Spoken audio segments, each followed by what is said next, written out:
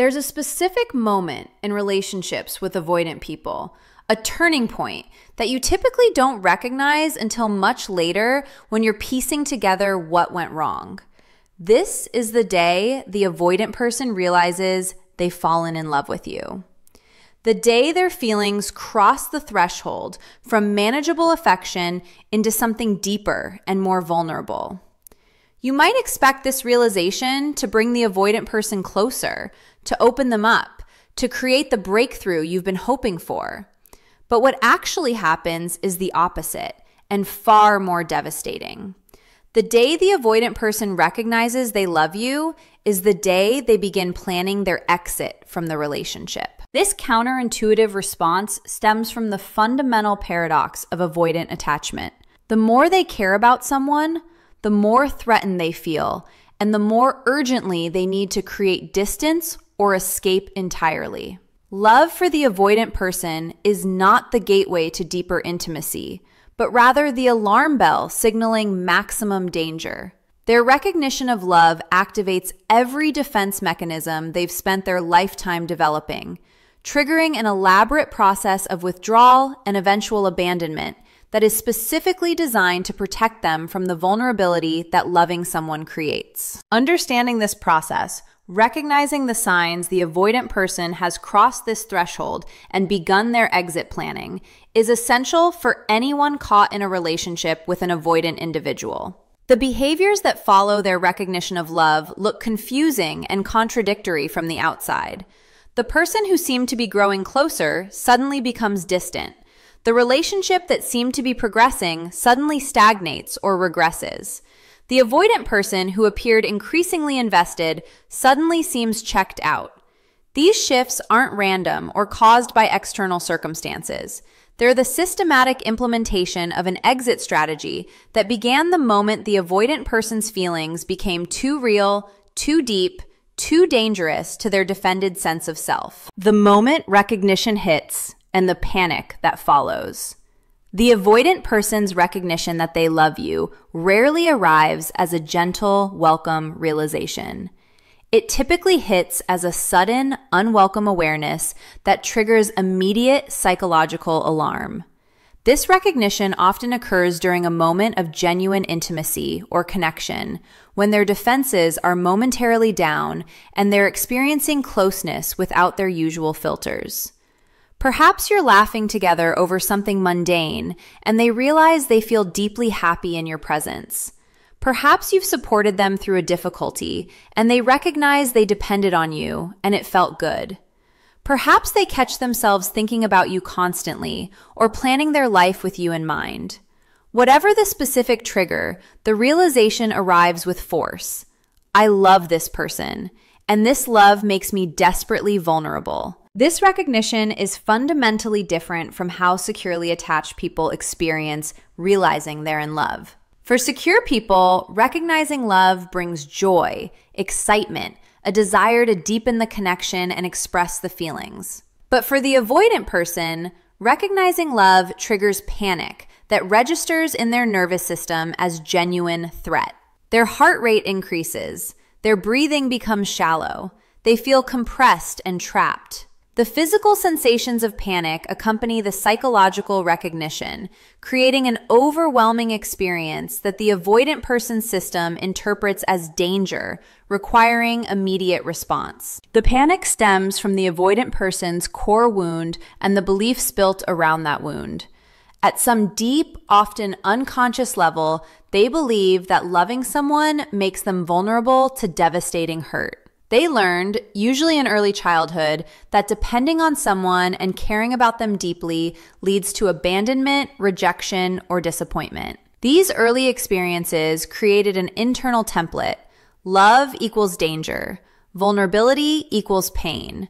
Depending on someone means giving them power to destroy you. The avoidant person has organized their entire adult life around never being in this vulnerable position again. And suddenly, they find themselves exactly where they swore they'd never be. The avoidant person's immediate internal response to recognizing love is typically denial and minimization. They try to talk themselves out of what they're feeling. They tell themselves it's not really love, just strong affection or temporary infatuation. They remind themselves of your flaws or incompatibilities, trying to diminish their feelings by focusing on reasons the relationship shouldn't work. They might even convince themselves temporarily that they don't actually have these feelings, that they're making too much of simple fondness. This denial is the first line of defense against the panic, an attempt to make the feelings less significant and therefore less threatening. But the feelings don't actually diminish through denial. The avoidant person continues noticing evidence that contradicts their attempts at minimization. They catch themselves missing you when you're apart. They realize they're happier when you're around. They notice they're thinking about a future with you despite their best efforts not to. These observations accumulate and eventually overwhelm the denial, forcing the avoidant person to acknowledge internally what they're trying to avoid. They're in love, genuinely and deeply, in ways that make them more vulnerable than they've been in years or possibly ever. This forced acknowledgement of their feelings triggers the second wave of panic, often more intense than the first. The avoidant person recognizes they cannot simply think or deny their way out of these feelings. Love has taken root despite their defenses, which means they're in genuine danger of being hurt. This recognition of their own vulnerability is intolerable to their nervous system. They cannot sit with it, cannot accept it, cannot allow themselves to remain in this exposed position.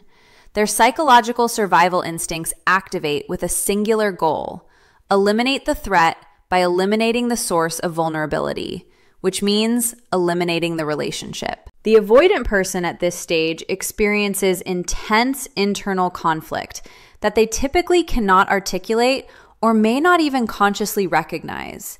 Part of them wants to move toward you, to express their feelings, to deepen the connection. This part recognizes that you make them happy, that the relationship has value, that loving and being loved is what they actually want underneath all their defenses. But another part, the defended part that has kept them safe through years of avoiding intimacy, is screaming that they need to run, that staying means risking catastrophic hurt, that the only way to protect themselves is to end the relationship before you have the chance to hurt them. This internal conflict is exhausting and creates cognitive dissonance the avoidant person cannot resolve while remaining in the relationship. Every moment with you reminds them of their feelings and their vulnerability. Every positive interaction deepens the feelings they're trying to escape. Every expression of care from you increases their dependence and therefore their danger.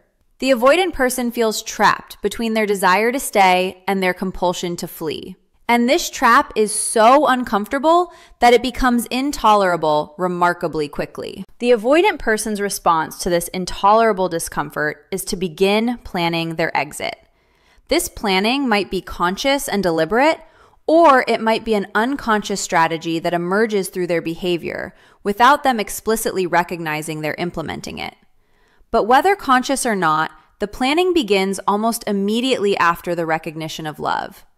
The avoidant person needs to escape the vulnerability, and escape requires ending the relationship in ways that protect their ego and minimize their own pain, even if it maximizes yours. The immediate defensive strategies they deploy. The avoidant person's exit planning begins with the deployment of immediate defensive strategies designed to create distance while maintaining plausible deniability about their intentions. These strategies serve a dual purpose. They start the process of disconnection that will eventually lead to the relationship's end, and they protect the avoidant person from having to consciously acknowledge that they're sabotaging the relationship because they're afraid of their own feelings. The strategies allow them to create the distance they desperately need while framing that distance as something other than fear-driven withdrawal. The first defensive strategy is emotional shutdown. The avoidant person who has been gradually opening up and sharing more of their internal world suddenly closes off again.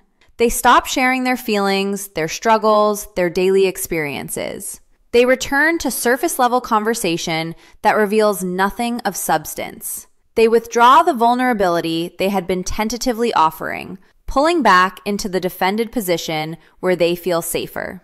This shutdown happens quickly, often noticeably so, creating a whiplash effect where you wonder what changed to make them suddenly so distant. This emotional shutdown is accompanied by rationalization that makes it seem justified. The avoidant person might claim they're stressed about work and need to focus their energy there. They might suggest they need more time to themselves to recharge.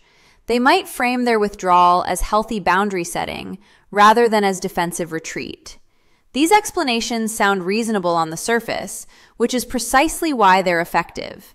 You accept the explanation and try to give them the space they claim to need, not recognizing that the space isn't about what they're claiming, but about their fear of the vulnerability their feelings create. The second defensive strategy involves the avoidant person suddenly becoming hypercritical of you and the relationship. After a period of increasing closeness and acceptance, they begin finding flaws and problems that weren't bothering them before. They focus on your imperfections in ways that seem disproportionate and unfair. They bring up incompatibilities that they previously dismissed or overlooked. They express doubts about whether the relationship makes sense or whether you're really right for each other. This criticism serves a crucial function. It provides justification for the distance they need to create and eventually for the ending they're planning. The hypercritical stance also serves the defensive purpose of diminishing their feelings. If they can convince themselves that you're not actually that great, that the relationship has significant problems, that you're not really right for them, then maybe their feelings weren't as deep as they feared. Maybe they're not as vulnerable as they thought. The criticism is an attempt to protect themselves from their own feelings by devaluing what they've been valuing. It's a psychological defense mechanism that allows them to feel less attached by focusing on negatives rather than positives. The third defensive strategy is creating arbitrary new rules or boundaries that reduce intimacy and contact. The avoidant person who has been seeing you regularly suddenly needs more space between dates. The person who has been texting daily suddenly decides that much communication is unhealthy and they need to reduce contact. The person who has been staying over regularly suddenly needs to maintain more independence by always sleeping in their own space. These new boundaries are framed as healthy self-care or as necessary for maintaining their autonomy, but they function to reduce the intimacy that has been building and that has led to feelings the avoidant person cannot tolerate. These new boundaries often feel arbitrary and confusing because they contradict the pattern that has been established and that seemed to be working well. You've been seeing each other 3 times a week for months and everything has been good. But suddenly, they announce they can only do once a week because they need more alone time. The timing of these boundary changes, coming right after a period of increased closeness, reveals their true function. They are emergency measures designed to create the distance the avoidant person suddenly desperately needs. The fourth defensive strategy involves the avoidant person creating or emphasizing external reasons why the relationship can't work. They might suddenly start talking about how their career is going to require them to move or travel extensively. They might emphasize differences in your long-term goals or values that they previously treated as unimportant. They might bring up logistical challenges or practical obstacles that make the relationship difficult. These external factors provide a convenient explanation for ending or downgrading the relationship that doesn't require the avoidant person to acknowledge their internal fear. This externalization of problems is a particularly effective defense because it shifts blame away from the avoidant person's emotional limitations and onto circumstances beyond anyone's control. It's not that they're afraid of intimacy or running from their feelings.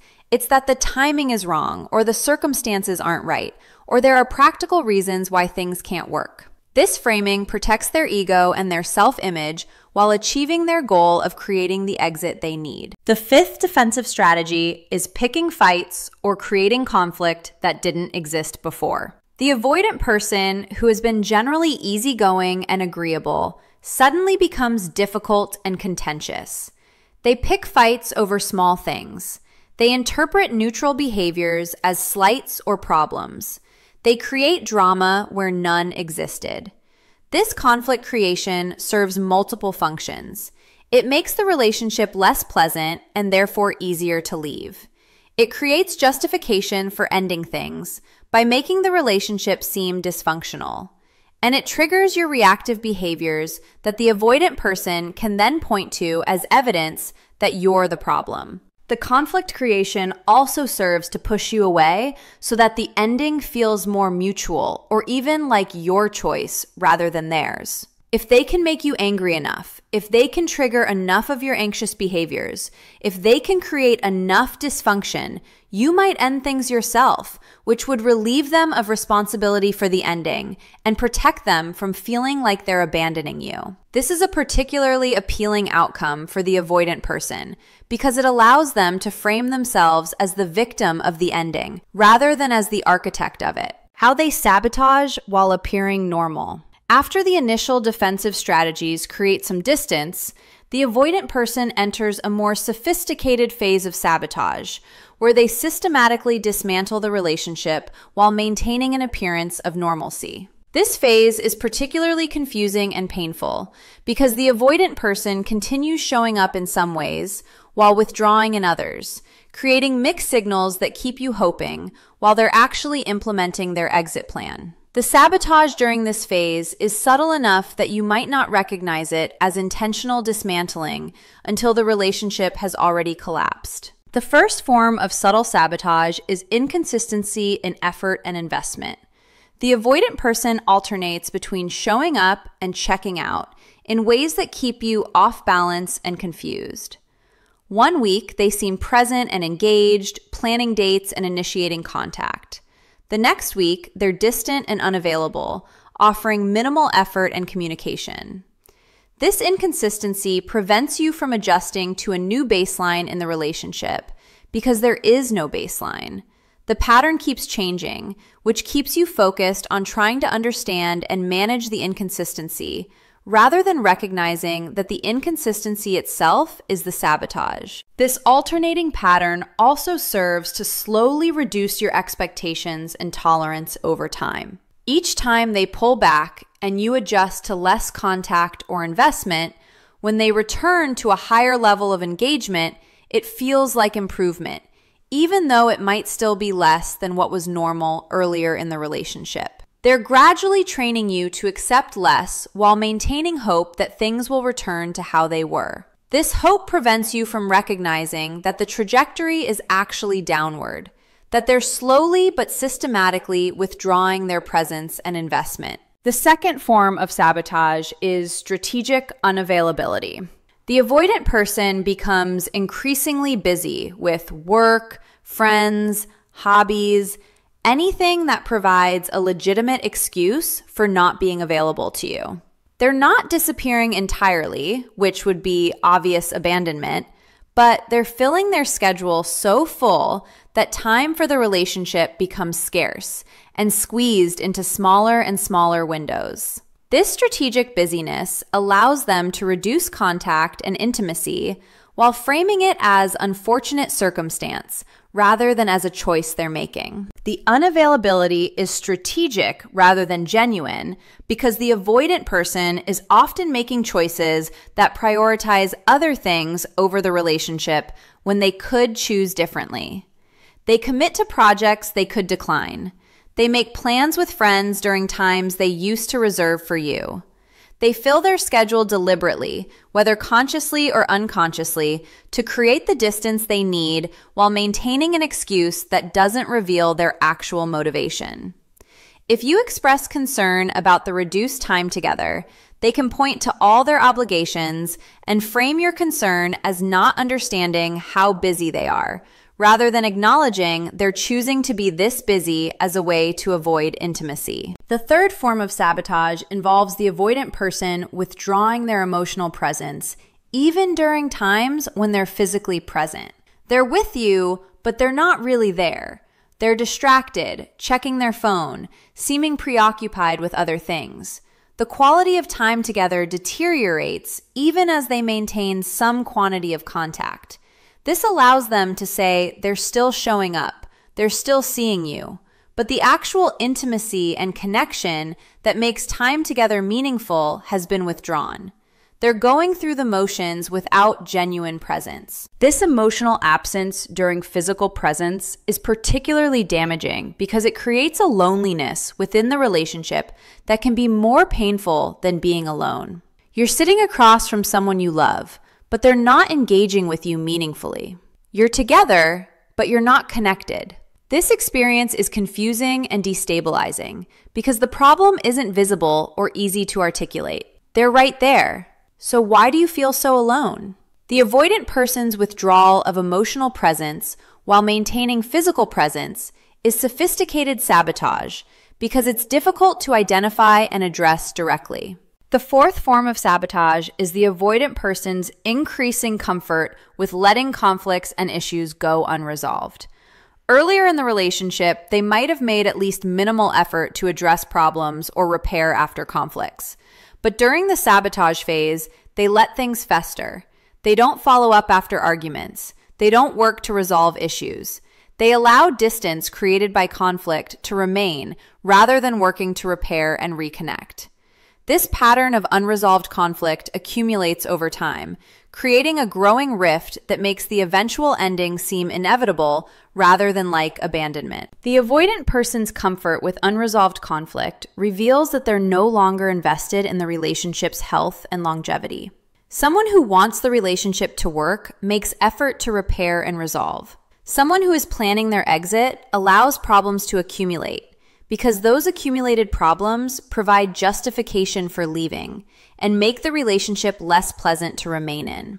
The lack of repair effort is itself a form of sabotage that accelerates the relationship's deterioration. The fifth form of sabotage involves the avoidant person gradually removing themselves from your life in ways that prepare for their eventual complete exit. They stop making plans far in advance, keeping everything short-term and tentative. They become less integrated into your social world and stop including you in theirs. They remove visible signs of the relationship from their space or social media. They start talking about future plans in individual rather than couple terms. All of these small withdrawals are preparing for the larger withdrawal of ending the relationship entirely. They're slowly untangling themselves so that the final exit requires less rupture and causes them less pain. This gradual removal is particularly insidious because each individual instance seems small and potentially insignificant. They don't want to make plans for next month because they're not sure about their schedule. They'd rather not go to your friend's event because they're tired. They removed a photo from social media because they were cleaning up their profile. Each explanation sounds reasonable in isolation, but the pattern of these small withdrawals reveals the larger process of exit preparation.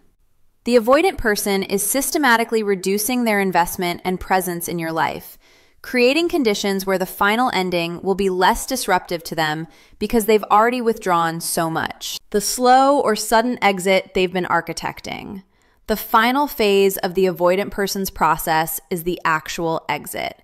The ending they've been architecting since the day they recognize their feelings for you. This exit can take two distinct forms depending on the avoidant person's style and circumstances. It can be a slow fade where they gradually withdraw until the relationship dissolves into nothing, or it can be a sudden abandonment where they abruptly end things with minimal warning. Both forms are painful, but they're painful in different ways and reveal different aspects of how avoidant people handle the endings they've created. The slow fade is the avoidant person's preferred exit strategy when possible, because it allows them to avoid the confrontation and definitiveness of an actual breakup conversation. In the slow fade, they simply continue the sabotage and withdrawal until there's almost nothing left of the relationship. Contact becomes increasingly sparse. Time together becomes increasingly rare. Emotional connection becomes non-existent. The relationship essentially dies from neglect. And at some point, either you finally end it out of exhaustion and frustration, or it just kind of peters out without a formal ending at all. The slow fade serves multiple purposes for the avoidant person.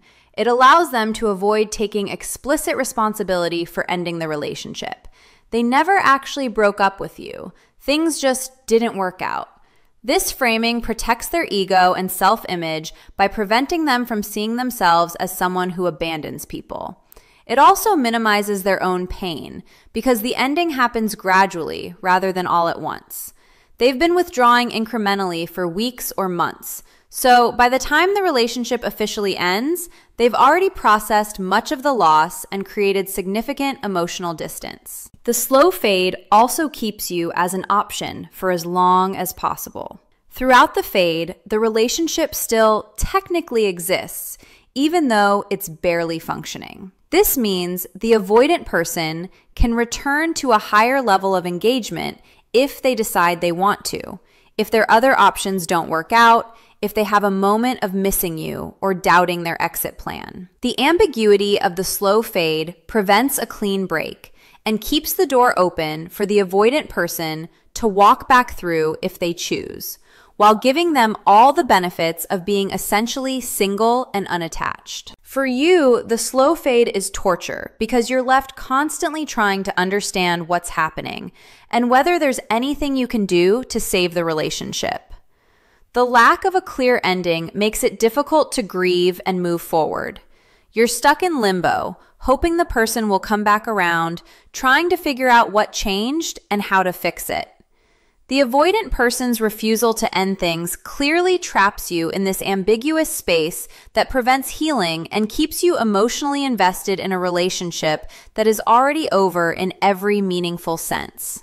The sudden abandonment is the exit strategy avoidant people employ when the slow fade isn't working, or when they reach a point where their discomfort with the relationship becomes so acute that they need immediate escape. In sudden abandonment, the avoidant person ends things abruptly, often with minimal explanation and sometimes even by completely disappearing without a formal ending conversation. This exit strategy is more traumatic for you, but often more necessary for the avoidant person when their anxiety has reached unbearable levels. The sudden abandonment typically follows one of two patterns. In the first pattern, the avoidant person picks a moment to have a breakup conversation where they announce they're ending things. This conversation often feels like it comes out of nowhere to you because you didn't realize things were as bad as the avoidant person is claiming. They might cite incompatibilities or problems that seem exaggerated or newly invented. They're often remarkably calm and decided during this conversation,